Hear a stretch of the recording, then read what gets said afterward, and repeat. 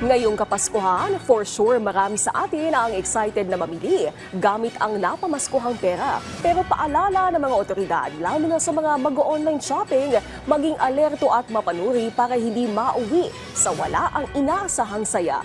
Ang mga yan alamin natin sa sentro ng balita ni Joshua Garcia.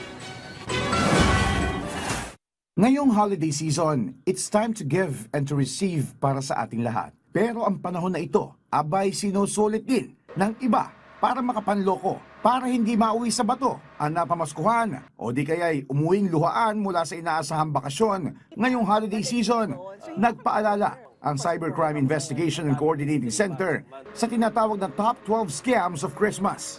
Kabilang na dyan siyempre ang online shopping scam, fake delivery scam, investment scam, impersonation scam, loan scam, at kahit na charity scam. Ngayong mas pinadali na ng teknolohiya ang ating pamumuhay, mas pinadali din ang panloloko ng ilan. Paalala ng CICC, huwag magpapabudol sa mga too good to be true na unang-unang red flag na dapat bantayan. Ugaliin din anya maging alerto at mapagmatsyag sa mga link na kiniklik online. Ang nakikita natin trend kasi ngayon na Asikweng, nag-a-advertise na sila do sa social media platforms. In fact, hindi ka actively naghahanap, pero dahil AI yung phone mo, may AI yung phone natin na, halimbawa, nabulungan lang na, nag-uusap tayo, nasagap ng phone mo, siya na mismo magsasabi, oh, ito, deal to, ito yung mga hinahanap mo. So, yun yung nakikita natin trend na nag-a-advertise sila at dadaling ka sa outside link. Ang paalala natin sa mga kababayan natin, don't transact off platform. Ibig sabihin, doon lang kayo sa platform na yun mag-transact. Mag-transact kayo doon sa mga apps na trusted natin na marketing and shopping apps. Kasi may additional layer protection yan, binivet yan. Paliwanag ng CICC, mahalagang sa trusted platforms lang nakikipag-transact upang magkaroon ng proteksyon tulad na naman ng mga mekanismo nito pagdating sa returns. Ayon naman sa grupong Scamwatch Pilipinas, huwag basta-basta magbibigay ng personal na impormasyon. Dapat po, sundin po natin yung contra-scam attitude. 4 lang po to. Yung unang-una, magdamot, huwag po tayo mag-share ng mga personal information, hindi ba? Yung pangalawa, magduda. Kapag let's say too good to be true na, mang-snub, pag hindi po natin kakilala, wag na po natin siyang engage. Kabilang din sa mga binabantayan ng mga otoridad ay ang mga panloloko pagdating sa delivery na hindi lamang ang mga customer ang napeperwisyo, kundi maging ang mga rider.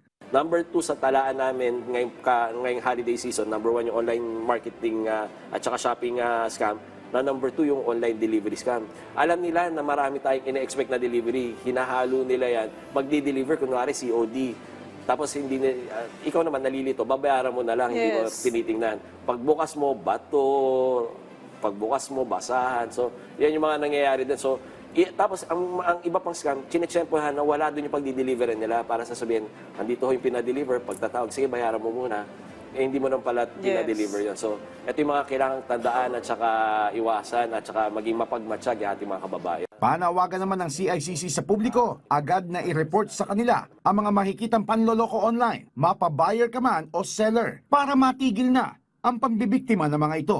Diyan yung online na threat monitoring center natin, 24/7 yan, para bantayan yung mga insidente ng ganito, mapa-take down yung mga whether it's a marketplace or yung mga accounts inside those marketplaces ang scam na yan. Even if hindi kayo nabiktima, tinangka pa lang kayong biktimahin or alam nyo na, nahuli nyo na yung red flags, i-report nyo rin sa amin sa hotline 1326 ng CICC para mapa-take down na natin yan at magawa na natin ang action yan. Kasi ayaw na natin makapambiktima sila ng iba pa natin mga kababayan.